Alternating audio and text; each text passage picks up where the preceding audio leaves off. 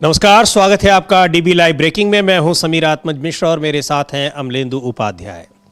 विमान दुर्घटना में मारे गए महाराष्ट्र के डिप्टी सीएम अजीत पवार का आज बारामती में अंतिम संस्कार हो रहा है और इधर जो विमान दुर्घटना हुई है उस हादसे पर उसके पीछे षड्यंत्र की बातें भी हो रही हैं। लगातार इस बारे में भी प्रतिक्रियाएं आ रही हैं, उस पर भी बात करेंगे। लेकिन यहाँ किस तरीके से संसद के बजट सत्र के शुरुआत में राष्ट्रपति के अभिभाषण को लेकर भी सवाल उठ रहे हैं। कांग्रेस पार्टी ने सीधे आरोप लगाया है कि वहां गलत तथ्यों को रखा गया है, यानी झूठ बोला गया है राष्ट्रपति के अभिभाषण में।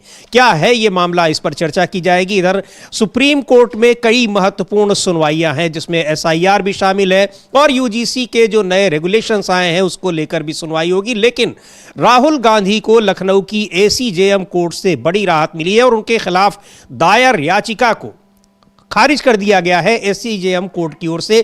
क्या है वो मामला, उस पर भी हम बात करेंगे। पहले बात करते हैं संसद में अभिभाषण। जब राष्ट्रपति का अभिभाषण हुआ तो उसमें किस बात पर आपत्ति जताई है कांग्रेस पार्टी ने। हालांकि आज संसद के बजट सत्र का दूसरा दिन है और प्रधानमंत्री नरेंद्र मोदी ने भी संसद के बाहर मीडिया से बात की है।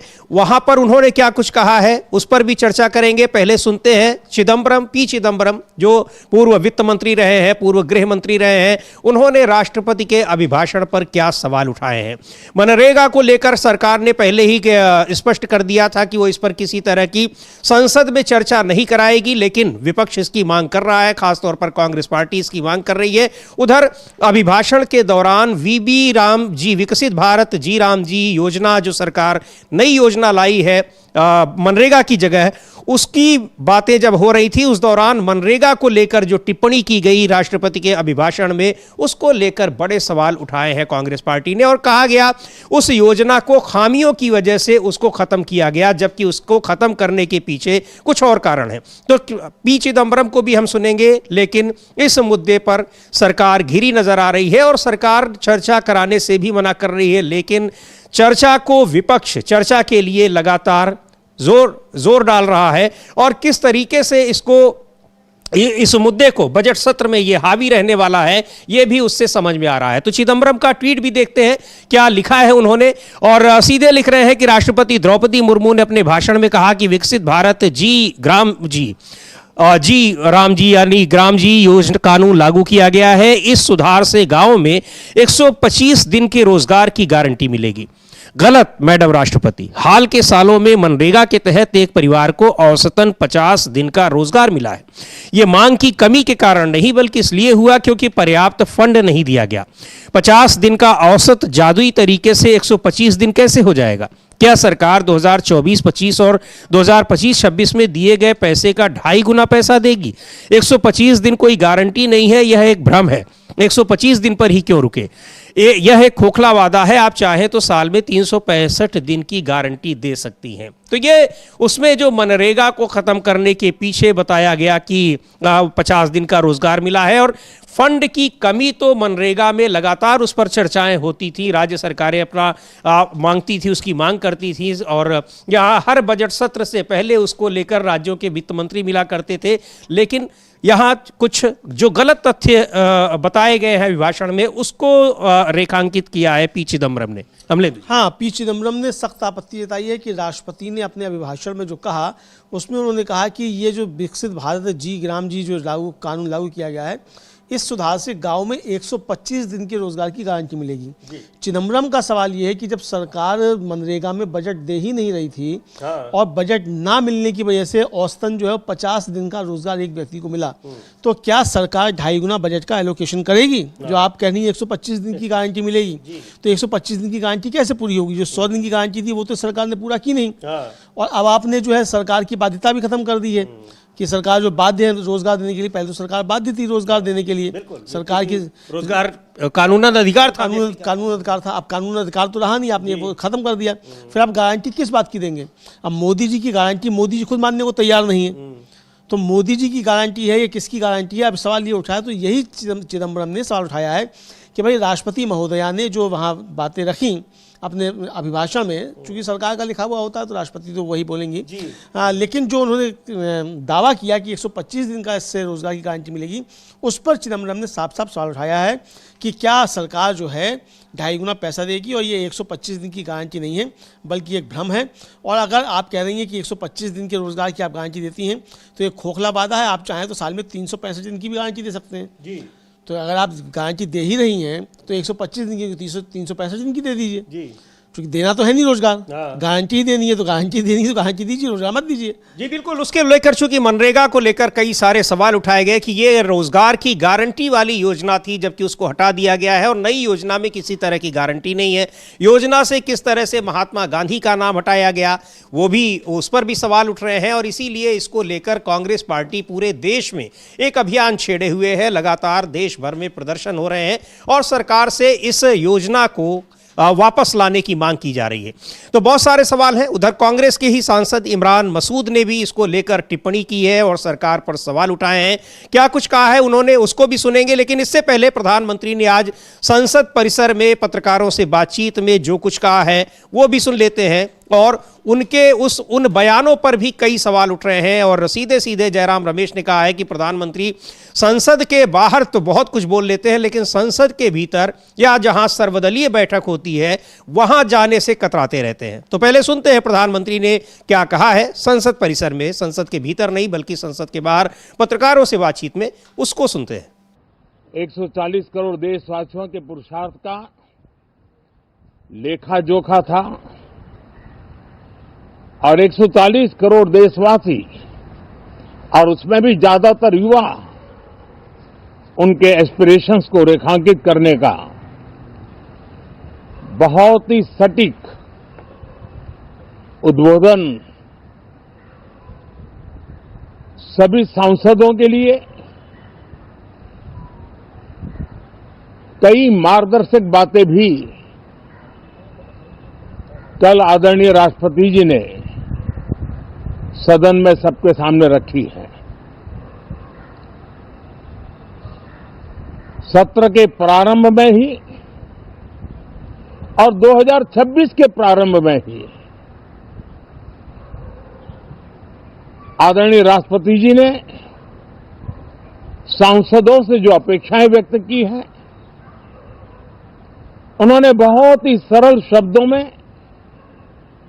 राष्ट्र के मुखिया के रूप में जो भावनाएं व्यक्त की हैं, मुझे पूरा विश्वास है कि सभी माननीय सांसदों ने उसको गंभीरता से लिया ही होगा। और ये सत्र अपने आप में बहुत ही महत्वपूर्ण सत्र होता है। ये बजट सत्र है।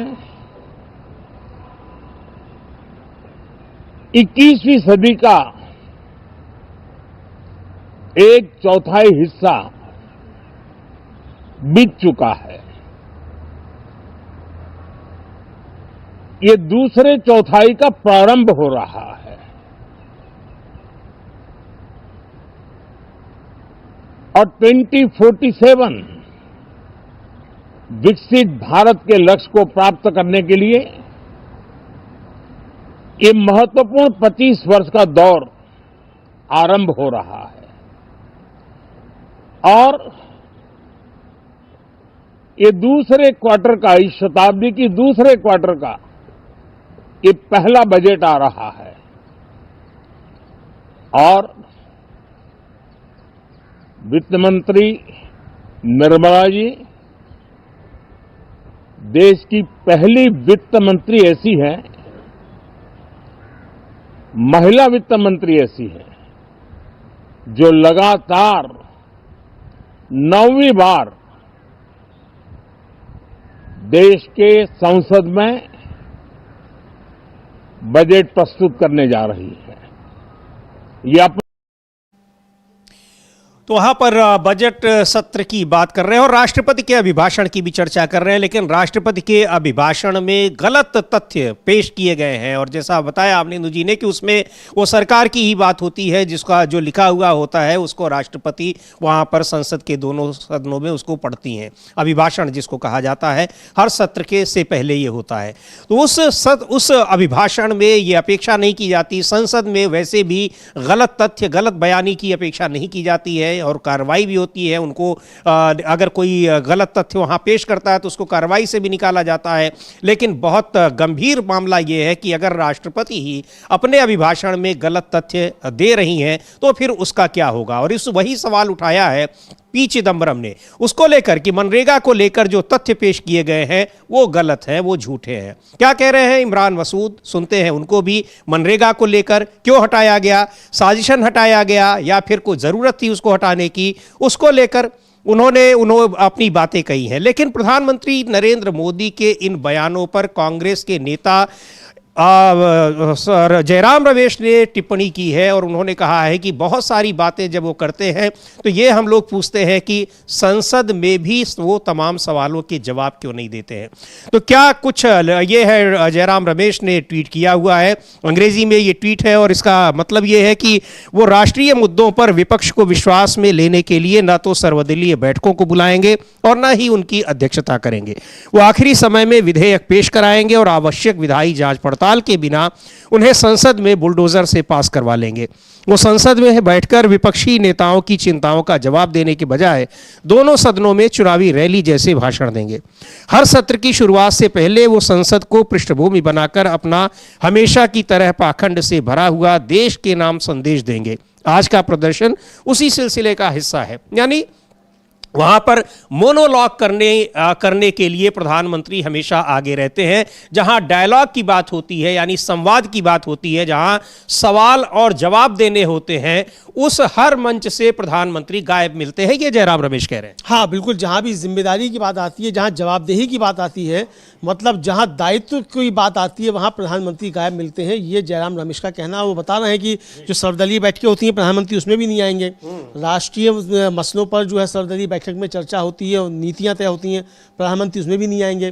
प्रधानमंत्री संसद में भी नहीं आएंगे और प्रधानमंत्री जो है वो जाकर संसद के बाहर जो है वो भाषण देंगे इस तरीके से। तो आज का जो भाषण है वो उसी की प्रक्रिया का एक हिस्सा प्रधानमंत्री का भाषण का है। और ये भी कई बार देखने में आया है, विपक्ष ने कई बार सवाल भी उठाया है कि संसद के भीतर भी जब उनको खुद को बोलना होता है उतनी देर बोलने के लिए आते हैं, सांसदों की बातें सुनने के लिए नहीं। यहाँ तक कि वो जब पहला ही सत्र था इस नई लोकसभा का, उसमें कोई तृणमूल कांग्रेस की सांसद थी, शायद महुआ मोइत्रा थी, उन्होंने तो वो बोलने लगी, वो उठकर चलने लगे तो उन्होंने रोकने की कोशिश की, लेकिन फिर भी नहीं रुके। हाँ फिर भी नहीं रुके। और कहा भी उन्होंने कि हमारे कृष्णनगर में तो एक दो बार आके आप जो चुनाव के दौरान के सभा करते तो यहाँ भी सुन लो भाई कृष्णनगर की बात थोड़ी सी, तो काहे नहीं सुनते होते। लेकिन प्रधानमंत्री उठकर चले गए। तो प्रधानमंत्री से अपना भाषण देने आते हैं, उठकर चले जाते हैं। पता नहीं, जैसा कि राहुल गांधी ने कहा था कि प्रधानमंत्री मेरा सामना नहीं कर सकते, तो प्रधानमंत्री सामना नहीं कर सकते हैं राहुल गांधी का, इसलिए संसद में नहीं आते हैं। क्या है पता नहीं,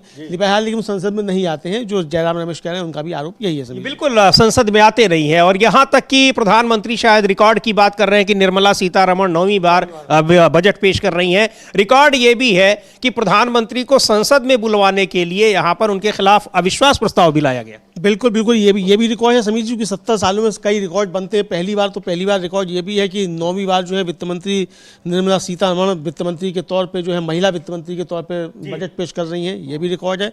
और ये भी रिकॉर्ड है कि प्रधानमंत्री जो है 70 सालों में सबसे कम सदन के अंदर आने वाले प्रधानमंत्री हैं नरेंद्र मोदी, और उनको सदन में बुलाने के लिए अविश्वास प्रस्ताव लाना पड़ता है, तब जाकर वो आते हैं, तब जाकर वो सवालों के जवाब तब भी नहीं देते हैं। 1.5 घंटा जब बोल लेते हैं और जब विपक्ष वॉकआउट कर जाता है तब उनको लगता है कि अरे इस सवालों के जवाब भी देने हैं, तो सिर्फ नाम मात्र के लिए उस सवाल पर आते हैं जिस सवाल पर अविश्वास प्रस्ताव लाया गया। जी बिल्कुल, पिछली लोकसभा में मणिपुर के मुद्दे पर प्रधानमंत्री को संसद में बुलाने के लिए और उनकी बात सुनने के लिए विपक्ष उनके खिलाफ अविश्वास प्रस्ताव लाया था, जबकि विपक्ष को पता था कि अविश्वास प्रस्ताव गिरना है। चूंकि बहुमत की सरकार थी भारतीय जनता पार्टी की, एनडीए की, उसके बावजूद लेकिन प्रधानमंत्री आए भी और मणिपुर पर बोलने से जब तक विपक्षी नेता वहां बैठे रहे उस पर कतराते रहे। खैर, ये तो बात बातें हैं, रिकॉर्ड की बातें हैं, लेकिन बहुत सारी चीज़ें हैं। पर संसद में गलत बयानी जो अगर होती है वो एक बहुत गंभीर मसला है और ऐसा नहीं होना चाहिए, वो भी सरकार की तरफ से। अब वो तो उन चीज़ों को तो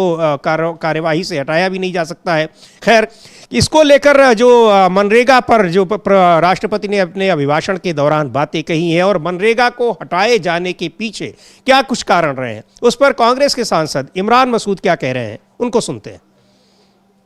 कि जब राहुल जी और खड़गे जी को संभालना चाहिए, बताना चाहिए, वो खुद जाके नारे लगाए थे। ये ऐसी बात कर रहे हैं जिसका कोई मतलब हमारा मनरेगा एजेंडा है, आपने गरीबों की रीढ़ तोड़ दी है, तो हम बोलने पर भी पाबंदी हो जाएगी क्या? क्या आप कुछ भी आपने पूरा का पूरा राष्ट्रपति का अभिभाषण पुराने डब्बे में, वो नए डब्बे में नई पैकिंग कर करके पुराना सामान बेच रहे हैं, उसके अलावा कुछ है? तो हम मनरेगा के ऊपर हमने बोला, इसके अलावा तो कुछ भी नहीं था। Ajit Pawar full state honours के साथ उनका लास्ट राइट्स परफॉर्म की जाएगी। शरद पवार ने कहा कि महाराष्ट्र के लिए भी बहुत बड़ा नुकसान है। निश्चित रूप से बहुत तकलीफ हुई। पवार साहब का जाना एक अच्छा डायनेमिक लीडर था और इस तरह से जाना बहुत ही तकलीफ दे है।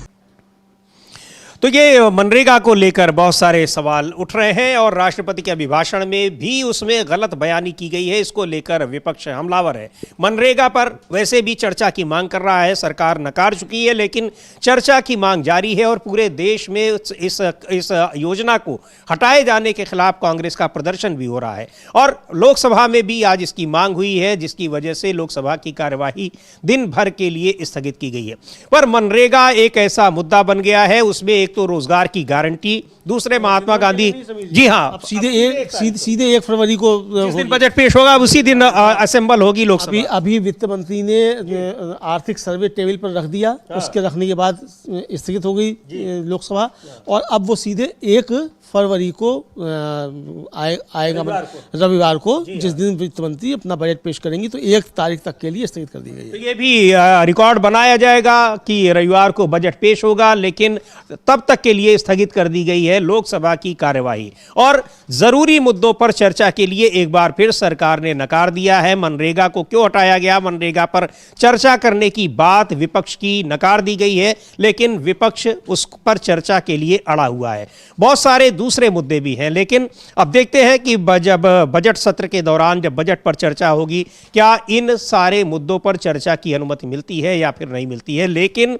इसमें मनरेगा को लेकर जो राष्ट्रपति के अभिभाषण में गलत तथ्य आए हैं, वो एक और बड़ा मुद्दा अब बन गया है। बिल्कुल समीर जी, वो काफ़ी बड़ा मुद्दा बनता चला जा रहा है। हालांकि इसमें राष्ट्रपति की गलती इसलिए नहीं है कि जो लिख के दिया जाएगा बोला जाएगा, लेकिन राष्ट्रपति जो हैं वो जो केरल के गवर्नर ने नज़ीर स्थापित की या कर्नाटक के ने की या तमिलनाडु के ने की या बंगाल के ने की, तो वैसी नज़ीर भी स्थापित तो राष्ट्रपति कर सकती थी कि आपने लिख के दिया, तथ्य गलत है, हम नहीं पढ़ते। लेकिन राष्ट्रपति चूंकि संविधान से बंधी हुई है, तो वो सरकार ने जो लिख के दिया वो पढ़ा उन्होंने। गवर्नर्स जो है वो संविधान से चूंकि बंधे हुए नहीं होते हैं, उनको ज़्यादा छूट होती है, यही कहा जा सकता है। तो गवर्नर कुछ भी कर सकते हैं। तो 4 राज्यों के गवर्नर्स ने इस तरीके से किया, लेकिन राष्ट्रपति संविधान से बंधी हुई है, तो उन संविधान के तहत जो उनको लिख के दिया गया वो पढ़ दिया उन्होंने सरकार की तरफ से। जी बिल्कुल, उसको लेकर पढ़ा। लेकिन अब ये इस मुद्दा पहले से ही मनरेगा को हटाना, खत्म करना, रोजगार की गारंटी खत्म करना एक बड़ा मुद्दा बना हुआ है। उसमें भी मनरेगा को लेकर जो गलत तथ्य दिए गए हैं राष्ट्रपति के अभिभाषण में, वो भी एक बड़ा मुद्दा अब बन गया है।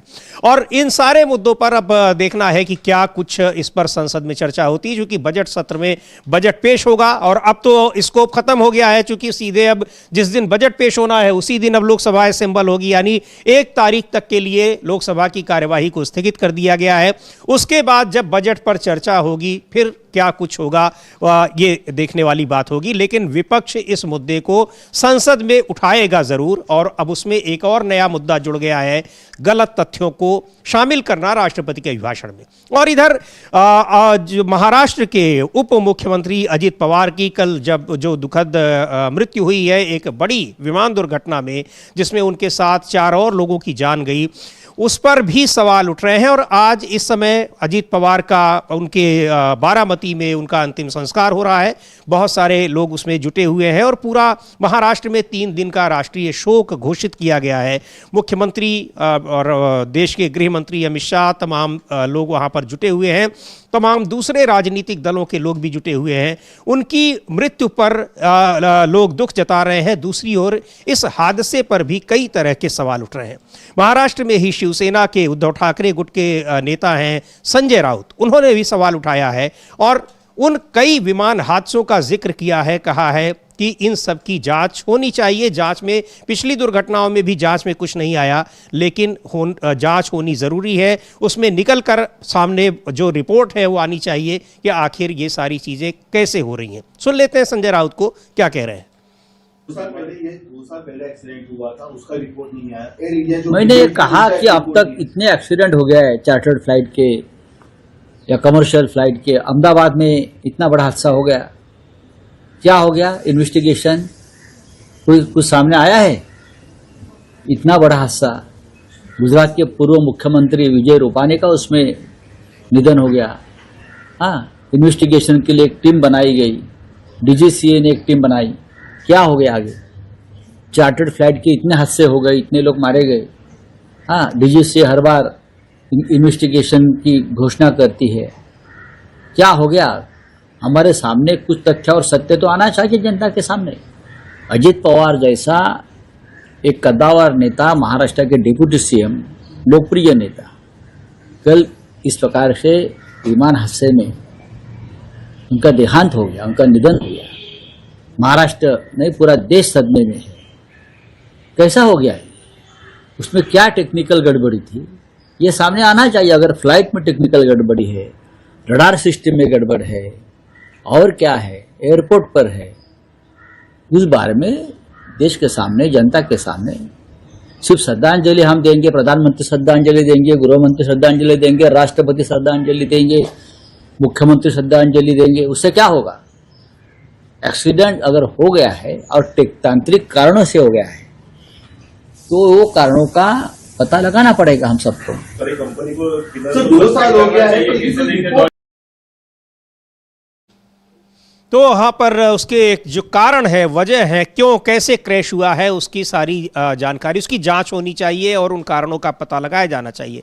पिछले हादसों का भी जिक्र कर रहे हैं और पूरे महाराष्ट्र में एक बहुत गमगीन माहौल है। वहाँ उनकी मृत्यु से बहुत सारे लोग दुखी हैं। कल से ही तमाम प्रतिक्रियाएं आ रही हैं। अब इस समय उनका अंतिम संस्कार बारामती में हो रहा है। उधर तृणमूल कांग्रेस के सांसद हैं साकेत गोखले, उन्होंने एक ट्वीट किया है अभी थोड़ी देर पहले और बहुत बड़ा सवाल उन्होंने उठाया है प्रधानमंत्री नरेंद्र मोदी के ऊपर और कहा, क्या कुछ कहा है उन्होंने, ये आप ट्वीट देख रहे हैं। लिख रहे हैं वो कि एनडीए शासित राज्य के एक मौजूदा डिप्टी सीएम का दुखद रूप से एक एयर क्रैश में निधन हो गया और प्रधानमंत्री मोदी ने आज उनके अंतिम संस्कार में शामिल होने की जहमत भी नहीं उठाई। इसके बजाय उन्होंने आज संसद के बाहर मीडिया को राजनीतिक भाषण देना ज़्यादा ज़रूरी समझा। अपने ही सहयोगी और संसद के लिए ज़रा भी सम्मान नहीं, ये उन्होंने सवाल उठाया है और उसको साकेत गोखले ने तृणमूल कांग्रेस के साथ। हाँ बिल्कुल समझिए, साकेत गोखले ने बहुत गंभीर सवाल उठाया है और प्रधानमंत्री तो जो पंडित नेहरू को भी याद रखते हैं कि वो सरदार पटेल के अंतिम संस्कार में नहीं गए थे। जबकि पंडित नेहरू तो गए थे। तो जब प्रधानमंत्री को इतना याद रहता है कि साहब सरदार पटेल की जब मृत्यु हुई थी तब पंडित नेहरू नहीं गए थे उनके अंतिम संस्कार में, लेकिन प्रधानमंत्री तो अपने ही सहयोगी के अंतिम संस्कार में नहीं जा रहे हैं। इसको लेकर साकेत गोखले सवाल उठा रहे हैं और ये तमाम राजनीतिक हलकों में इसको लेकर चर्चा हो रही है। कल भी प्रधानमंत्री ने ट्वीट किया कि अजीत पवार जो थे वो जन नेता थे और जाने क्या क्या थे, लेकिन ये नहीं बताया कि भाई 70,000 करोड़ के घोटाले का आरोप भी प्रधानमंत्री नहीं लगाया था अजीत पवार के ऊपर। उस पर आज तक ना माफी मांगी ना अपना आरोप वापस लिया है। तो प्रधानमंत्री की संवेदना को लेकर बार बार समीर जी सवाल उठते रहते हैं कि प्रधानमंत्री बहुत संवेदनहीन व्यक्ति हैं, ये आरोप विपक्ष अक्सर लगाता रहता है।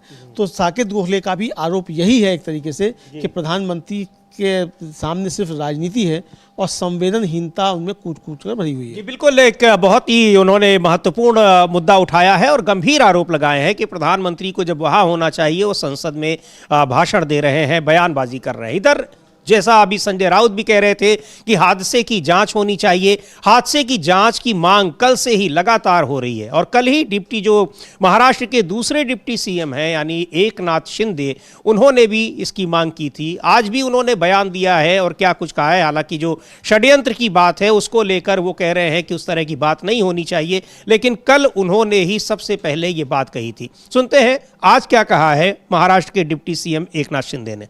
एक्सीडेंट हुआ है वो तो दुर्भाग्यपूर्ण है ही है, उसमें 6 जाने गई है, लेकिन इसका राजनीतिकरण करना ये उससे ज़्यादा दुर्भाग्यपूर्ण है। और शरद पवार साहब ने अभी खुद ही मीडिया के सामने उनकी बातें रखी है, ये भी सबको पता है। इसलिए मैं इसका इतना ही कहूँगा कि इसका राजनीतिकरण ना हो, इसका राजनीतिक लाभ उठाने की कोशिश कोई ना करे, क्योंकि ये संवेदनशील घटना हुई है। यह महाराष्ट्र के लिए एक बहुत बड़ा एक आघात है, महाराष्ट्र के लिए बहुत बड़ा हादसा है। इसलिए ये हादसे के साथ कोई राजनीतिक खिलवाड़ ना करे। तो राजनीतिक खिलवाड़ न करे। हालांकि कल उन्होंने कहा था कि इसकी जांच होनी चाहिए और निश्चित तौर पर ये दुर्घटना है, लेकिन वही बात बार बार हो रही है कि दुर्घटना है, लेकिन ये इस तरह की दुर्घटनाएं बार बार हो रही हैं तो उनके जांच तो होनी ही चाहिए। क्यों हो रही हैं वो सारी बातें सामने आनी चाहिए और अगर कहीं कुछ साजिश है तो उसका भी पता लगना चाहिए। हाँ बिल्कुल, अगर कोई साजिश है तो उसका पता लगना चाहिए और साजिश की अगर बात उठ रही है तो भी, और अगर साजिश नहीं भी है तब भी ये स्पष्ट होना चाहिए कि जो शंकाएं व्यक्त की जा रही हैं वो ठीक नहीं है, साजिश नहीं है इसमें। तो जांच तो इसके लिए बहुत ही ज़्यादा जो है वो आवश्यक है समीर जी, कि भाई आपको इसकी जाँच करानी चाहिए। अब सरकार जाँच कराती है नहीं कराती है सरकार के ऊपर निर्भर करेगा, लेकिन अभी तक ये कहा भी नहीं गया है कि सरकार जो है जाँच नहीं कराएगी, या तो सरकार ये कह देगी जांच नहीं कराएगी। तो जांच तो होगी, लेकिन अगर सरकार पहले ही घोषणा कर देगी इसकी जांच होगी तो कम से कम जो एक शंकाएं उठ रही हैं वो शंकाएं जो हैं वो फिर नहीं उठेंगी और फिर जांच का पूरी होने का इंतजार किया जाएगा। बिल्कुल। और इधर समाजवादी पार्टी के नेता हैं पूर्व मंत्री रविदास मेहरोत्रा, उन्होंने भी कहा है कि इसकी जांच होनी चाहिए। दुखद घटना है, इस तरह की घटनाएं कई बार हो चुकी हैं, लगातार हो रही हैं और उनमें वीआईपीज के मारे जाने की खबरें आ रही हैं, तो फिर इसकी सम्यक जांच होनी चाहिए, उस तकनीकी तौर पर भी और तमाम दूसरे पहलुओं को लेकर। सुनते हैं रविदास मेहरोत्रा को क्या कह रहे हैं। अहमदाबाद में विमान दुर्घटना में गुजरात के पूर्व मुख्यमंत्री विजय रूपानी की मौत हो गई थी। उसकी भी जांच में क्या रिपोर्ट आई, सरकार ने जनता को बताने का काम नहीं किया। अब महाराष्ट्र के उप मुख्यमंत्री की मौत हो गई है, इसकी किसी वर्तमान न्यायाधीश से जांच कराई जाए कि ये घटना क्यों हुई है। उप मुख्यमंत्री या मुख्यमंत्री की उड़ान से पहले उस जहाज की तकनीकी जांच हुई कि नहीं हुई, और उड़ान की भरने की अनुमति किसने दी और इसके लिए कौन जिम्मेदार है, ये तय होना चाहिए। इन दुर्घटनाओं के पीछे कहीं कोई साजिश तो नहीं है और भारतीय जनता पार्टी के जो लोग खिलाफ होते हैं उन लोगों की जब मौत होती है तो ये एक साजिश मानी जाती है। तो ये आशंका है कि विजय रूपानी के बाद अब अजीत पवार की भी भाजपा की सरकार ने साजिश करके ये घटना करवाई हो। इसकी जांच होनी चाहिए और इस जांच में कौन जिम्मेदार पाया गया है उसके खिलाफ कड़ी से कड़ी कार्रवाई होनी चाहिए। तो क्या इसमें सीधे तौर पर कह रहे हैं कि अगर कोई साजिश है, तकनीकी खामी है तो उसकी जांच होनी चाहिए और अगर साजिश उसमें पता चलती है तो उनके खिलाफ कड़ी कार्रवाई होनी चाहिए। लगातार ये बातें उठ रही हैं। कल ही कहा था पश्चिम बंगाल की मुख्यमंत्री ममता बनर्जी ने भी, तमाम दूसरे नेताओं ने भी, और ये मांग हो रही है। और खुद कल जो महाराष्ट्र के डिप्टी सीएम है एकनाथ शिंदे, उन्होंने भी कहा था। हाँ, आज ज़रूर ये कह रहे हैं कि उस पर राजनीति नहीं होनी चाहिए। हाँ, ये कह रहे हैं राजनीति नहीं होनी चाहिए, मगर जांच से इनकार तो नहीं कर रहे हैं कि जांच नहीं होनी चाहिए। वो कह रहे हैं इस पर राजनीति नहीं होनी चाहिए, तो बेशक इस पर राजनीति नहीं होनी चाहिए पर जांच तो होनी चाहिए। और ममता बनर्जी भी राजनीति करने की बात थोड़ी कह रही है। ममता बनर्जी भी कह रही है कि जांच होनी चाहिए, सभी लोग ये बात कर रहे हैं कि जांच होनी चाहिए। तो जांच जो है वो बिल्कुल होना चाहिए। और हालांकि जो DGCA है उसका बयान आ गया है कि ब्लैक बॉक्स मिल गया है, तो ब्लैक बॉक्स मिलेगा तो उसके बाद चीज़ें सामने आएंगी, क्या हुआ क्या नहीं हुआ। लेकिन इसको लेकर जांच की बात तो सभी तो सही है। लालू प्रसाद यादव ने भी कल इसकी मांग की थी। मल्लिकार्जुन खड़गे ने स्पष्ट तौर पर कहा कि हम इसकी मांग उठाएंगे, बल्कि उन्होंने तो ये तक कहा कि संसद में हम इसकी जो मांग उठाएंगे। और इसको लेकर राजीव जी बहुत सारी चीज़ें जो है वो आती रहती हैं। ये मांग काफ़ी ज़्यादा उठ रही है।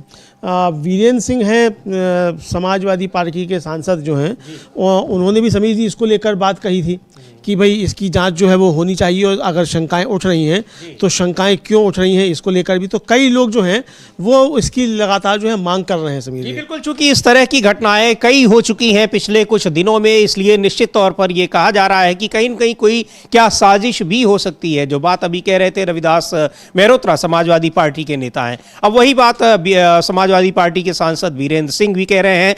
ममता बनर्जी कह चुकी हैं, लालू प्रसाद कई, और यहाँ तक कि खुद एकनाथ शिंदे ने कल ही जांच की मांग की थी कि इसकी जांच होनी चाहिए। इसमें ये बातें आनी चाहिए कि कैसे ये दुर्घटना हुई। हालांकि अब ब्लैक बॉक्स मिलने के बाद दुर्घटना के कारणों का पता लगेगा, लेकिन ये कारण कैसे हुए, तकनीकी खामियां ही रही या फिर कोई और वजह रही। चूंकि अहमदाबाद में भी जब दुर्घटना हुई थी, इतनी बड़ी दुर्घटना, उसमें भी बहुत कुछ स्पष्ट रूप से सामने बातें नहीं आ पाई। वहाँ भी विजय रूपाणी जो गुजरात के मुख्यमंत्री रह चुके थे उनकी जान गई थी। इसके अलावा जनरल विपिन रावत की जान गई थी विमान हादसे में ही। तो ये बहुत सारी चीज़ें बहुत सारे संदेह भी पैदा करती हैं। इसीलिए इनकी एक वृहद जांच की मांग की जा रही है कि कैसे आखिर ये दुर्घटना हुई है। सुन लेते हैं वीरेंद्र सिंह क्या कह रहे हैं, समाजवादी पार्टी के सांसद। और ये मांग लगातार ये बढ़ती जा रही है। और इधर बीच अजीत पवार का आज अंतिम संस्कार हो रहा है बारामती में। बहुत सारे लोग वहां पहुंचे हैं, लेकिन प्रधानमंत्री नरेंद्र मोदी के न पहुंचने को लेकर टीएमसी के सांसद साकेत गोखले ने बड़ा सवाल उठा दिया है। हाँ, पर ये साकेत गोखले का सवाल जो समझिए ये काफ़ी ज़्यादा गंभीर सवाल है। उन्होंने बहुत ज़्यादा गंभीर सवाल उठा दिया। उनका साफ तौर पर कहना है कि भाई एनडीए शासित राज्य का एक डिप्टी चीफ मिनिस्टर जो है वो दुखद रूप से एयर क्रैश में उसका निधन हो जाता है, और प्रधानमंत्री नरेंद्र मोदी आज उनके अंतिम संस्कार में शामिल होने की जहमत भी नहीं उठा पाते हैं। और इसके बजाय वो संसद के बाहर मीडिया को राजनीतिक भाषण जो है वो देते हैं और इसको जरूरी समझते हैं। और अपने ही सहयोगी के लिए, संसद के लिए, यानी अपने ही सहयोगी जो आपका एनडीए का था आपका, उसके लिए और संसद के लिए भी आपके मन में बिल्कुल सम्मान नहीं। जो संसद के अंदर आप जाके नहीं बोलते, संसद के बाहर आकर आप बोलते हैं, ज्ञान झाड़ते हैं संसद के बाहर। तो ये इसको लेकर काफ़ी गंभीर सवाल जो है वो उठा दिए हैं साकेत गोखले। जी बिल्कुल, और वही बात अभी जयराम रमेश भी, उन्होंने भी ट्वीट किया कि आप संसद के बाहर ही बोलते हैं, ना तो सर्वदलीय बैठक में और ना ही संसद के भीतर, यानी जहां विपक्षी नेताओं का आमना सामना होता है। अकेले में आपको जहां बोलना है, जहां कोई सवाल नहीं पूछा जाना है, यानी जो मोनोलॉग करना है, वहां आप जमकर बोलते हैं, खूब बोलते हैं। संसद में भी 1 घंटे 1.5 घंटे तक उनका भाषण चलता है, लेकिन अगर सवाल पूछे जाते हैं तो उनके जवाब नहीं मिलते हैं। खैर, सुनते हैं क्या कह रहे हैं इस विमान हादसे को लेकर जिसमें महाराष्ट्र के डिप्टी सीएम अजीत पवार की जान गई है। उस पर समाजवादी पार्टी के सांसद वीरेंद्र सिंह क्या कह रहे हैं। देखिए, सबसे पहले तो मैं अजीत पवार जी की इस आकस्मिक दुर्घटना में जो मृत्यु हुई है उनके प्रति संवेदना व्यक्त करता हूं। उनके परिवार और उनके समर्थकों के लिए ईश्वर से प्रार्थना करता हूं कि इस घटना को सहन करने की शक्ति प्रदान करे ईश्वर। लेकिन साथ ही साथ ये सवाल तो उठना लाजमी है, क्योंकि लगातार कई घटनाएं देखी गई हैं जिसमें वरिष्ठ नेताओं की मृत्यु हवाई या सड़क दुर्घटनाओं में हुई है। तो जो शंका लोगों के मन में उठ रही है उसका समाधान करना इस सरकार का काम है, और जांच करा करके लोगों की आशंकाओं को दूर करना चाहिए सरकार को।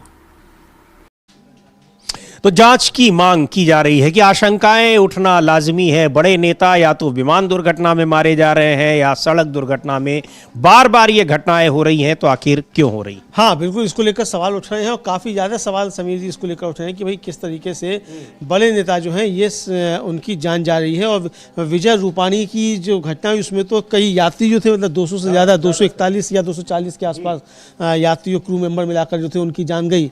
और उसकी जांच रिपोर्ट अभी तक जो है वो सामने नहीं है। और जो जांच आई भी उस पर सुप्रीम कोर्ट को सख्त फटकार भी लगानी पड़ी कि आपने सब कुछ उठाकर जो है डाल दिया पायलट के ऊपर, और ये किस तरीके की जांच है, सुप्रीम कोर्ट को फटकार लगानी पड़ी। तो यानी इसमें भी लीपा पोती जो है, सवाल ये नहीं है कि किसकी दुर्घटना में जान गई और किसका क्या हुआ, सवाल ये है कि इस तरीके की लीपा पोती करके अगर सरकार बचानेगी अधिकारियों को या इन कंपनियों को, तो फिर ये चीज़ें कभी सुधरेंगी नहीं। चूंकि उन्हें सुधार नहीं हो, चूंकि उन्हें लगेगा कि सरकार जो बचाव करने के लिए है। अब इंडिगो का जो प्रकरण हुआ समीर जी, उसमें पहले सरकार ने इंडिगो को बचाना चाहा, लेकिन जब वो पानी सिर के ऊपर निकल गया तब फिर आप जो चले किसी इंडिगो पे अब कार्रवाई की जाएगी। तो ये तो आप पहले ही एक्शन क्यों नहीं लेते हैं बचाने की बजाय? अगर जो चीज़ें हैं उसको ठीक किया जाए तो आगे से एक तो इस तरह की चीज़ों पर रोक लगेगी, और दूसरी शंकाएं लोगों के मन में पैदा होती हैं। अब चाहे ममता बनर्जी राजनीतिक तौर पे कह रही हो, चाहे वो सही में उनकी शंका हो, किसी भी तरीके से हो, लेकिन अब जनता के बीच तो एक मसला गया ना, सोशल मीडिया पे चर्चाएं तो शुरू हो गई। तो अगर विजय रूपाणी के मामले में, अहमदाबाद क्रैश के मामले में ही सही तरीके से रिपोर्ट आ जाती, सही तरीके से जांच होती, तो आज इस तरह की चीज़ें नहीं होती। बिल्कुल, तो इसलिए बहुत ज़्यादा जरूरी है जांच। बिल्कुल। और जिस सीरीज का, जिस कंपनी का जहाज़ है उसमें उसकी भी, उस कंपनी के जहाज़ की दुर्घटनाएं कई बार हो चुकी हैं। तो मुख्य चीज़ यही है कि अगर जांच की जाएगी ठीक से तो उसमें बहुत सारी चीज़ें आएंगी, लेकिन लीपापोती करने की कोशिश की जाएगी तो आगे भी उस तरह की घटनाएं होने की आशंका बनी रहेगी, और वही हो रहा है। इसीलिए बार बार इस जांच की मांग की जा रही है। कांग्रेस के सांसद हैं मणिक्कम टैगोर, क्या कुछ कह रहे हैं अजीत पवार के निधन पर, और जो मनरेगा को लेकर जिस तरह का विपक्ष की जो मांग है उस पर क्या कह रहे हैं, उनको सुनते हैं। As well and demanded for the Supreme Court investigation. What do you have to say regarding this? It's a huge loss for Mr. Pawar and Pawar family, and we pay our condolences, and our leadership has spoken to them, and we stand in the time of grief with the family. What's going to be the economic survey going to be presented? Tomorrow Parliament will function. The question hour is there. Then the economic survey will be presented. Therefore, we hope that the government allow a discussion in the coming days on fair discussion is allowed. They don't bulldoze things. The culture of this government is to introduce in the last leg of the session some surprising secret bills and bulldoze the parliament. These things. Opposition parties are always ready to cooperate. We always believe that there should be democratic and fair discussion in the parliament. This session also, we hope that they allow that discussion, which we have been demanding for long.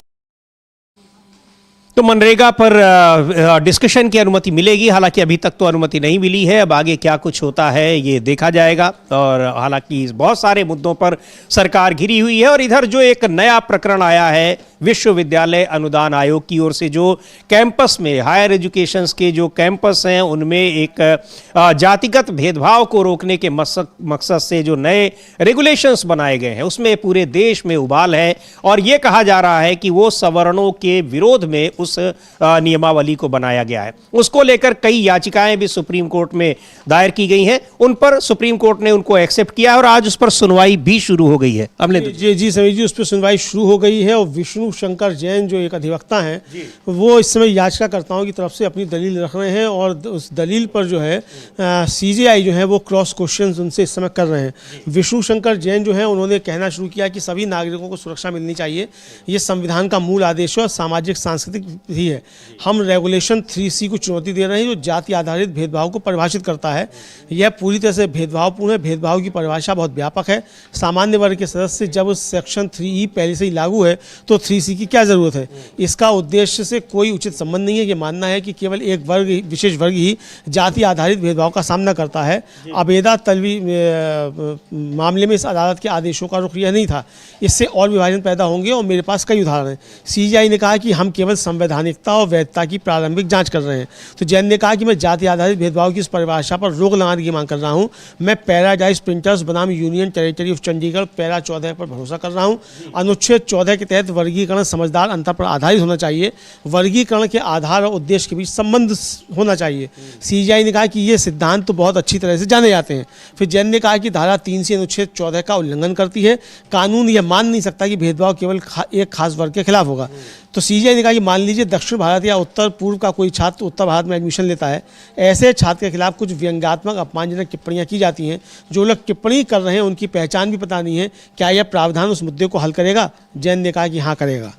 बिल्कुल, तो ये सुनवाई चल रही है और उसमें दलील दे रहे हैं विष्णु शंकर जैन याचिका कर्ताओं की ओर से, और इसके खिलाफ जो यूजीसी ने नए रेगुलेशंस बनाए हैं, कई सारे इस पर जो इसके क्लॉजेज हैं उनको लेकर इस पर आपत्तियां उठ रही हैं। और सबसे बड़ी बात यह है कि इसमें कहा यह जा रहा है कि एक वर्ग को, यानी जो फॉरवर्ड क्लास है, सवर्ण वर्ग है, उसको ऐसा पेश किया गया है कि वो जैसे एक सबके खिलाफ अपराध करता है और बाकी अन्य जातियों को पीड़ित के तौर पर, यानी यहाँ पर इस तरह की चीज़ों को एक कि कैसे बर्ताव होता है उसके लिए एक वर्ग और दूसरे वर्ग को अलग अलग कर दिया गया है, यानी एक शोषक वर्ग और एक शोषित वर्ग। उसी पर सवाल उठ रहे हैं कि आप ऐसे इस तरह का वर्गीकरण नहीं कर सकते हैं। दूसरी बात ये कि इसमें पहले जो नियम था उसमें यह भी था कि अगर ये जो शिकायतें हैं गलत पाई गई तो शिकायतकर्ता के खिलाफ कार्रवाई होगी। यहाँ उस क्लॉज को भी हटा दिया गया है। हाँ, उस क्लॉज को भी हटा दिया गया है। और इसके पीछे जो और जो शंकाएं व्यक्त की जा रही, समझिए तो यही है कि भाई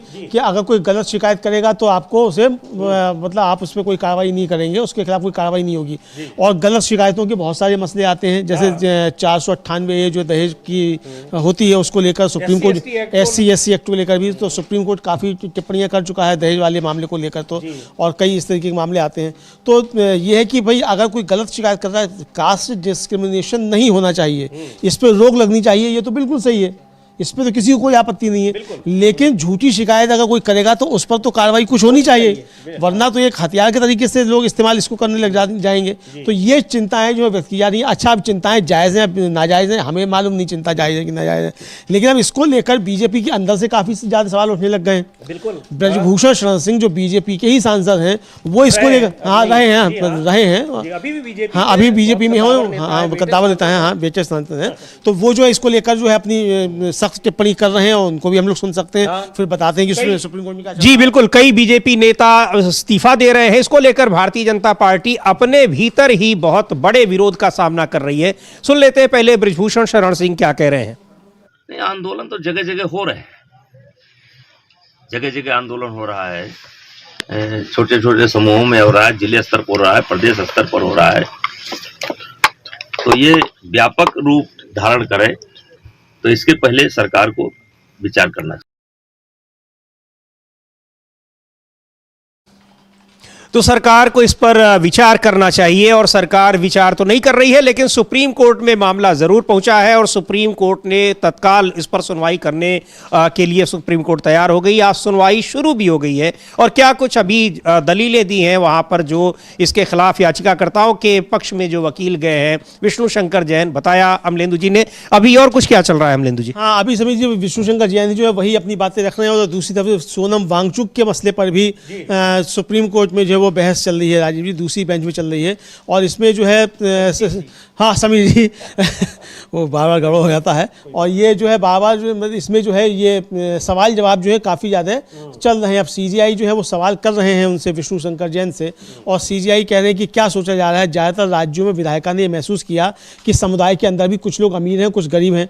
पंजाब में ऐसी ग्रुप ए में है और ग्रुप बी में है, ग्रुप ए वाले अमीर हैं, ग्रुप बी वाले गरीब हैं।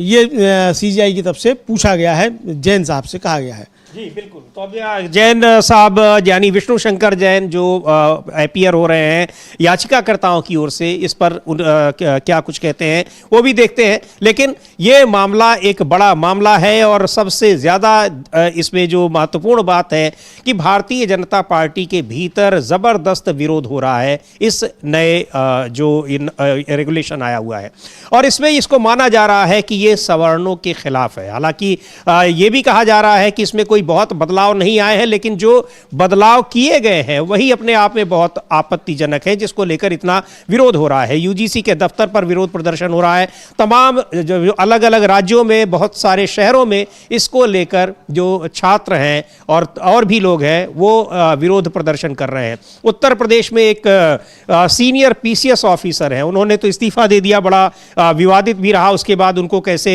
हाउस अरेस्ट कर लिया गया है, हिरासत में लिया गया। काफी उनके समर्थकों के साथ पुलिस ने काफी ज्यादती भी की, वो खबरें भी आ रही हैं। हाँ बिल्कुल, ये सामने आती हैं। और ये इसमें एक और चीज़ आई है, एक और वकील हैं वो खड़े हुए, उन्होंने कहा कि रैगिंग भी एक मुद्दा है। जब मैं फ्रेशर होता हूँ तो मेरा पहनावा या लोग बताएगा कि मैं फ्रेशर हूँ, और अगर मैं विरोध करता हूँ, शिकायत करने की हिम्मत करता हूँ, तो मुझे क्रॉस केस का सामना करना पड़ेगा। आरोप जाति आधारित भेदभाव का होगा, जबकि मैं विरोध कर रहा हूँ रैगिंग का। तो सीजीआई ने कहा कि क्या आपकी रैगिंग की शिकायत इस नियम के तहत सुनी जाएगी? तो वकील ने कहा कि उन्होंने तो रैगिंग को परिभाषित भी नहीं किया है।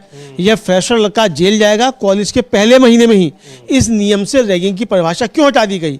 यह सिर्फ जाति के मुद्दे से निपटता है, यह पिछड़ा हुआ है, यूनिवर्सिटी सीनियर और जूनियर्स में बची हुई है। ये प्रश्न विभाजन है, भेदभाव है, वो कई तरह के हैं, केवल जातिगत भेदभाव वहां पर नहीं है। लेकिन जो रेगुलेशन है वो जातिगत भेदभाव को रोकने के लिए ही बनाया गया है, ऐसा कहना है। हाँ बिल्कुल, ऐसा ही कहना है। और ये मतलब कि ये सिर्फ जातिगत भेदभाव की बात है। और कि मान लीजिए अगर कोई लड़का जाता है और उसको कोई एससी का सीनियर जो है वो अगर, या ओबीसी का कोई सीनियर उसको प्रताड़ित करता है रैगिंग के समय, और वो अगर शिकायत करता है तो उसे क्रॉस केस का सामना करना पड़ेगा, क्योंकि सामने वाला जो सीनियर है वो कहेगा इसने जाति शब्दों का इस्तेमाल किया या जाति आधार पर प्रताड़ित करने की, और वो लड़का सीधे फिर पहली साल में जेल चला जाएगा। तो ये उनकी वकील साहब की तरफ से तर्क आया। और सीजीआई ने कहा कि यहाँ तक कि विधायिका ने महसूस किया है कि आरक्षित समुदायों में भी ऐसे लोग हैं जो अमीर हो गए हैं। कुछ समुदाय दूसरों की तुलना में बेहतर चीज़ों का आनंद ले रहे हैं। यह पॉलिसी बनाने वालों की समझदारी है। मान लीजिए एससी के एक ग्रुप का कोई छात्र दूसरे छात्र के खिलाफ अपमानजनक भाषा का इस्तेमाल करता है, तो क्या इसका कोई उपाय है?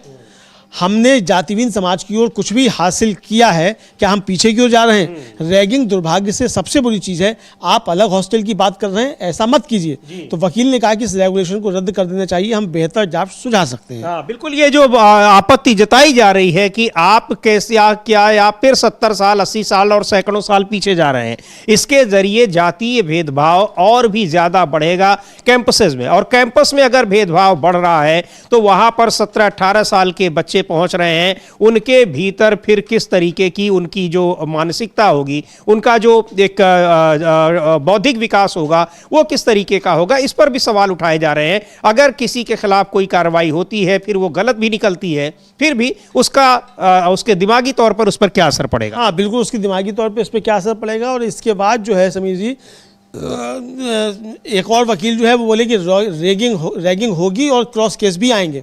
तो जस्टिस बागची ने इस पर कहा कि यह एक बात है कि आर्टिकल 15(4) जो है वो राज्य को SC ST के लिए खास बनाने का अधिकार देता है।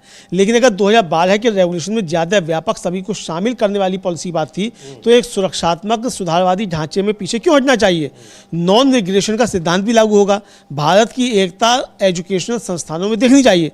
CGI ने कहा कि इस तरह की स्थिति का कुछ लोग फायदा उठा सकते हैं।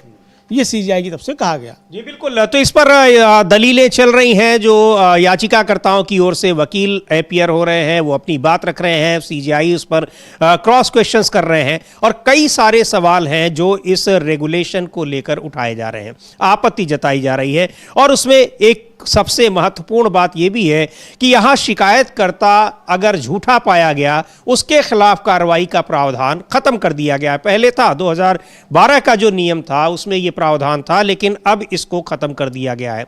तो यह एक बहुत बड़ा सवाल है, और यह कहा जा रहा है कि यह एक खास वर्ग को, यानी सवर्णों को यह मान लिया गया है कि वही उत्पीड़न करते हैं, और बाकी अन्य लोगों को मान लिया गया है कि उनका उत्पीड़न ही होता है, उस पूरे वर्ग का। जबकि इसके कई सारे आधार हैं कि कोई किसी का भी उत्पीड़न कर सकता है, और ये सुरक्षा सबको मिलनी चाहिए, और यही बात कही जा रही है, यही दलीलें भी दी जा रही हैं। CGI ने भी इस पर यही दलील दी कि भाई मान लीजिए कि ऐसी की ही दो जातियां हैं, एक ताकतवर है, दूसरी कमजोर है, और ताकतवर वाला जो है कमजोर वाले को अगर जाति सूचक कोई प्रताड़ित करता है, तो उस मामले में क्या ये नियम जो है वो निपटता है उससे कि नहीं निपटता है?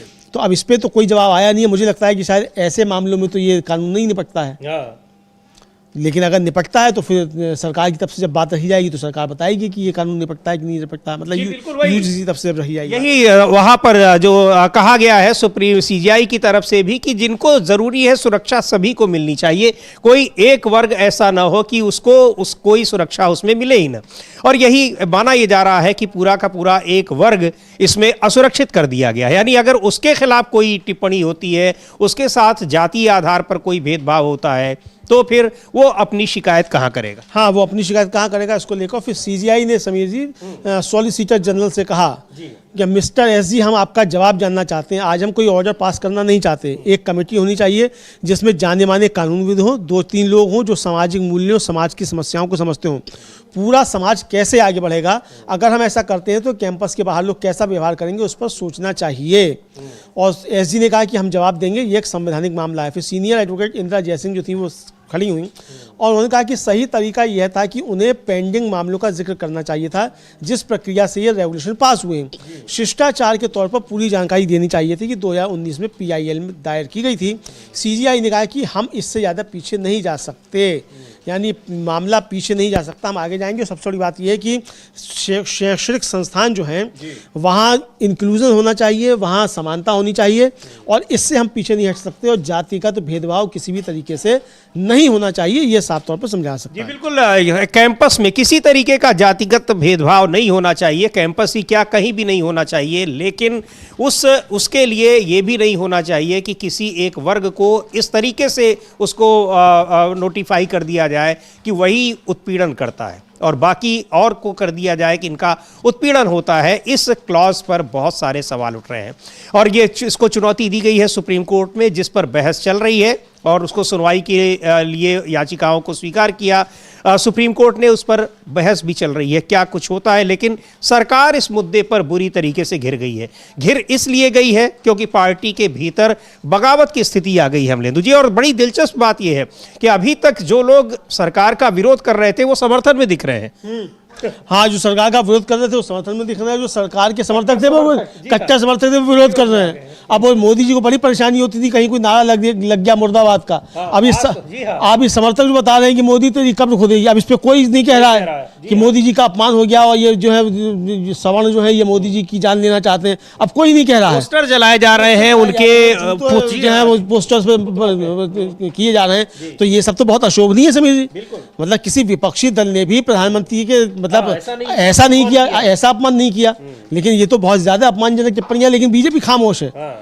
ये जूते जो है बीजेपी के लिए स्वीकार है। अब इसमें कोई प्रतिक्रिया बीजेपी की नहीं आ रही है कि प्रधानमंत्री के चित्र के साथ इस तरीके से जो किया जा रहा है ये सर्वथा गलत है। अब अभी तक तो प्रधानमंत्री ने भी आपत्ति नहीं हो सकता, किसी चुनावी सभा में जरूर वो कहेंगे, इस बात का उल्लेख करेंगे और तब ये बताएंगे कि शायद ये विपक्ष कर रहा था। हाँ, हो सकता है ये भी बता दें। लेकिन जो लोग हैं समीर जी वो विपक्ष के लोग तो नहीं है जी। हाँ, तो इनके ही समर्थक हैं। बिल्कुल। और तमाम हम लोग वो लोग नारे लगाते हुए कह भी रहे हैं कि हम आपके ही कह रहे हैं और खूब कह रहे हैं कि हमने वोट दिया। अब हमने ब्रजभूषण सिंह को सुनवाया है तो बीजेपी के ही सांसद रहे थे ना, और तगड़े सांसद थे जिनका क्या था वो क्या बोलता है, रुतबा बोलता है क्या, जलवा बोलता है, कुछ इस तरीके का था कि वो कायम है, है और रहेगा, कुछ था इस तरीके का वो है। और इतना कायम था कि चार्जशीट दाखिल होगी, गिरफ्तारी नहीं हुई। तो इतना रुतबा जिसका था तो वो भी आपके खिलाफ अब बोल रहे हैं। तो ये साफ तौर पे देखा जा सकता है कि इस मसले पर बीजेपी की तरफ से कोई प्रतिक्रिया नहीं आ रही है। और अभी लगातार सुनवाई सुप्रीम कोर्ट में चल रही है, क्या कुछ अपडेट है उस पर भी नजर है। और एक सुनवाई एसआईआर पर भी जो फाइनल लेवल की सुनवाई हो रही है वो भी, उस पर भी आज वो कंटिन्यू है, उस पर भी सुनवाई अभी शुरू होगी। लेकिन इस वक्त यूजीसी की नई नियमावली पर सुप्रीम कोर्ट में सुनवाई हो रही है और उस क्या अपडेट आता है अमलेंदु जी, कुछ अगर अपडेट आता है तो हम बताते हैं कि उसमें क्या दलीलें दी जा रही हैं। इधर बीच राहुल गांधी के लिए एक बड़ी राहत की खबर है एसीजेएम कोर्ट से। उनके खिलाफ मुकदमे कई जगहों पर चल रहे हैं लेकिन कई जगहों पर वो खारिज होते रहते हैं। उसी तरीके से आज एसीजेएम कोर्ट में एक मुकदमा खारिज किया गया है। याचिकाकर्ता को बड़ी खरी खोटी भी सुनाई है कोर्ट ने उस याचिका को खारिज करते हुए। क्या कुछ मामला है अमलेंदु? हाँ समीर जी, असल में जो मामला ये है कि प्रधानमंत्री राहुल गांधी के खिलाफ एक उनकी नागरिकता को लेकर मामला था, वो पहुंचा था एसीजेएम की कोर्ट में और उस मामले को खारिज करते हुए एसीजेएम कोर्ट ने बहुत सख्त टिप्पणी की और टिप्पणी करते हुए कोर्ट ने ये कहा कि ये कानूनों का दुरुपयोग है, मतलब एक तरीके से ये साफ तौर पर कहा।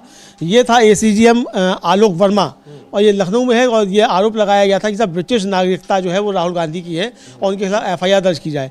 तो इस पर जो है बीजेपी के सदस्य हैं कि S विघ्नेश शिशिर, उन्होंने याचिका दायर की थी, तो उसको खारिज करते हुए ACGM जो आलोक वर्मा है उन्होंने कहा कि यह याचिका कानून की प्रक्रिया का दुरुपयोग है, जिसे निश्चित तौर से हतोत्साहित किया जाना चाहिए। और अदालत ने यह साफ किया कि किसी भी व्यक्ति की नागरिकता या राष्ट्रीयता से संबंधित सवाल पर फैसला सुनाने का उसे कोई अधिकार क्षेत्र नहीं है। ये साफ तौर पर यानी अदालत नहीं सुना सकती। और यही बात चल रही है SIR के मामले में भी कि नागरिकता जो है कोई कानून, मतलब कोई अदालत या कोई चुनाव आयोग जो वो तय नहीं कर सकता है। ये गृह मंत्रालय के अधीन है, सरकार इसको तय कर सकती है। सरकार का क्या रुख है वो बताए। बिल्कुल। और उसके बाद उस पर हाई कोर्ट या सुप्रीम कोर्ट को उस पर कोई अगर उस पर अपील आती है या आपत्ति आती है तो उस पर वो सुनवाई कर सकती है।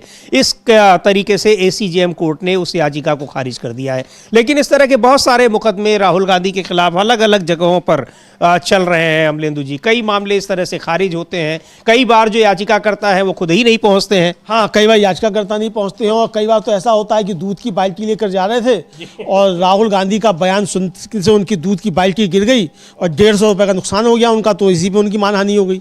तो अब ये भी जो है इस तरीके के मुकदमे भी पहुंचते हैं कि 150 रुपये का दूध लेके था, उनकी बाल्टी गिर गई राहुल गांधी को सुन के। अरे भाई सुना क्या था, राहुल गांधी को किसी डॉक्टर ने कहा था राहुल गांधी को सुनो। तो ये हुआ। अब इस मामले में जो है आगे भी समीर जी बात चल रही है, और इंदिरा जयसिंह जो है उनके बीच और CGI के बीच जो है वो बातचीत हो रही है। इंदिरा जयसिंह ने कहा कि इस कोर्ट ने अपने ऑर्डर में UGC के मामले पर कि अपने ऑर्डर में जिन मुद्दों पर विचार करना था उन्होंने नोट किया था। एक था नॉन सेग्रीगेशन, इसलिए कोई सेग्रीगेशन नहीं होगा। जब हम इस कोर्ट में आए तो हमने उदाहरण दी, हॉस्टलों में SC ST स्टूडेंट्स को अलग किया जा रहा है। चूंकि मामला समीर जी पहुंचा था, पायल तलवी जो एक आदिवासी छात्रा थी, उसकी 3 सीनियर्स ने जो जातिगत आधार पर साथ भेदभाव किया था उस पर उसने खुद की जान ले ली थी, और रोहित वेमुला उसको भी जातिगत आधार पर प्रताड़ित किया था। हालांकि उसको प्रताड़ित करने वाले में OBC भी शामिल थे, और BJP के एक मंत्री का जिनका नाम आ रहा था वो भी OBC समुदाय से थे, तो उनका भी आया था। इसी पर जो थी ये कमेटी बनाने का सुप्रीम कोर्ट ने आदेश दिया था, उस पर ये कमेटी बन के आया था। फिर CGI ने कहा कि हमने कहा था कि कोई सेग्रीगेशन नहीं होगा। इंदिरा जयसिंह ने कहा कि इसे पिछली याचिका से अलग करके नहीं देखा जा सकता। उस मामले में ऑर्डर्स को ओवररीच करने की कोशिश की जा रही है। कोर्ट की चिंता एक समावेशी समाज को लेकर थी। तो CGI ने कहा कि रेगुलेशन की पहली नज़र में भाषा उसमें पूरी तरह से अस्पष्टता है, जिसका गलत इस्तेमाल हो सकता है। कोई एक्सपर्ट रिमॉडलिंग की सलाह दे सकता है। CGI ने इस कानून, मतलब जो नए रेगुलेशंस आए हैं उस पर सवाल उठाते हुए कहा कि रेगुलेशन की पहली नज़र में जो भाषा है उसमें पूरी तरीके से अस्पष्टता है, जिसका गलत इस्तेमाल हो सकता है। कोई एक्सपर्ट रिमॉडलिंग की सलाह दे सकता है। तो जयसिंह ने कहा कि मैं आपको यकीन दिलाऊंगी कि ऐसा नहीं है। तो जस्टिस बागची ने कहा कि हम यूनिवर्सिटीज में एक आज़ाद और बराबरी का माहौल बनाना चाहते हैं।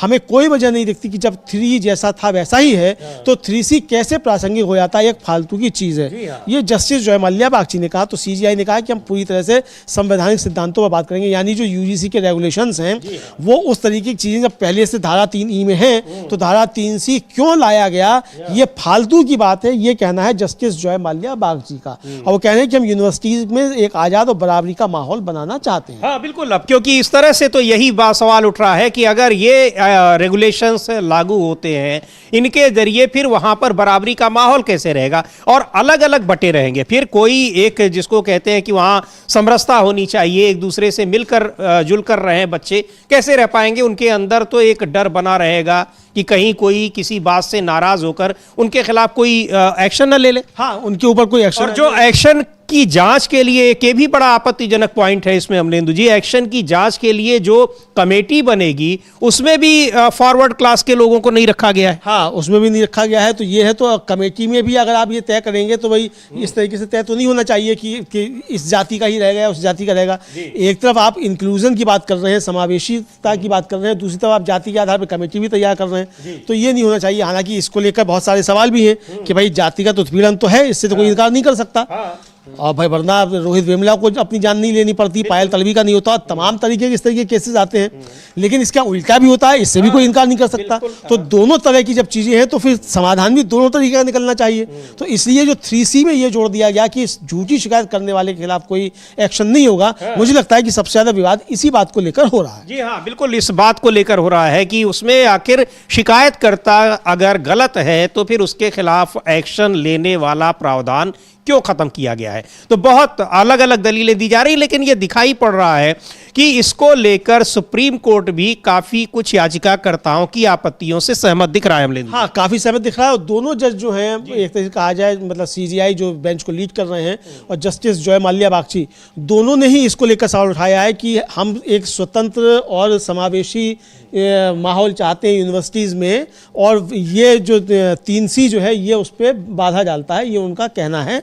और जस्टिस जॉय माल्या बागची ने साफ तौर पे कहा कि जब 3E है तो इसमें 2C जो है वो क्यों शामिल किया गया, ये कहा गया। इस पे आदेश दिया गया है कि नोटिस इशू किया जाए, सरकार को, यूजीसी को नोटिस इशू कर दिए गए हैं।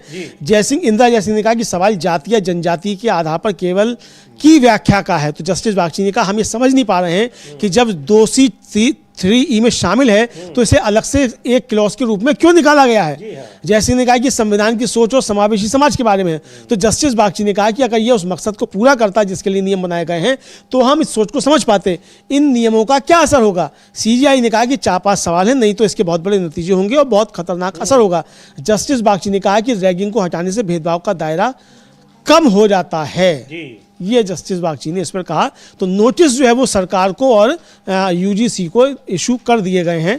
ये अभी तक आदेश आया, अगली तारीख कब होती है ये भी मालूम पड़ेगा। जी बिल्कुल, तो नोटिस इशू कर दिए गए हैं, अब उनको जवाब देने का समय दिया जाएगा और अगली तारीख बताया जाएगा सुप्रीम कोर्ट की ओर से। लेकिन इस जो रेगुलेशन है इसकी भाषा पर जिस तरह से सुप्रीम कोर्ट ने आपत्ति जताई है और कहा है कि अपने आप में वो अस्पष्ट है, यानी क्लियर नहीं है, उसमें ये दिखाई पड़ रहा है कि अस्पष्टता है और उसमें क्या मकसद है, कैसे उसको पूरा करना चाहता है, और एक जो सामाजिक भेदभाव कम हो, ना हो, खत्म हो, उसको पूरा करने के लिए जो कुछ भी कहा गया है, तो उस पर कई सारे सवाल सुप्रीम कोर्ट की तरफ से भी उठाए गए हैं। याचिकाकर्ताओं की आपत्तियों से सहमत दिखाई पड़ रहा है सुप्रीम कोर्ट। और सबसे बड़ी बात यह कि जिस तरीके से ये कहा है कि अस्पष्ट है, इसका मतलब या तो वो जल्दबाजी में बनाया गया है या फिर जानबूझकर कुछ ऐसी चीजें लाने की कोशिश की गई हैं जिसको राजनीतिक फायदा उठाया जाए, क्योंकि इसको लेकर राजनीति भी बहुत एक अलग तरह की हो रही है। अमलेंदु जी, हाँ, एक अलग तरीके की राजनीति हो रही है निश्चित तौर पे, और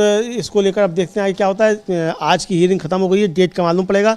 इधर जो सोनम वांगचुक के मामले में सुनवाई चल रही थी उसमें भी आज दलीलें दोनों तरफ से समाप्त हो चुकी हैं और सोमवार को यानी 2 फरवरी को दोपहर 2 बजे सोनम वांगचुक के मामले में भी सुप्रीम कोर्ट में सुनवाई होगी।